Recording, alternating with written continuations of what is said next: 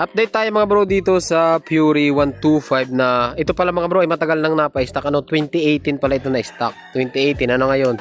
26, 18, 19, 20, 21, 22, 23, 24, 25, 26. So magna 9 years na siyang naka-stock mga bro. Dahil walang kuryente. So nagpalit din pala tayo ng magpapalit tayo ng bro, busy ka dyan papalit tayo mga bro ng switch. So ngayon mga bro, tingnan niyo mga bro. Basic lang panda rin yung mga ganitong motor mga bro kahit kargado.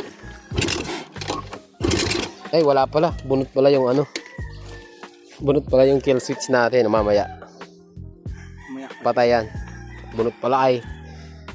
Pero mandar na yan mga bro, kanina napaandar na natin yan. So bunot lang pala yung bunot yung supply niya dito. Okay. So kabit muna natin kasi nagre-rewiring din tayo Magre-rewiring tayo ng mga wires niyo. Ayun Okay. So kabit ko muna to tapos mamaya balikan ko kayo.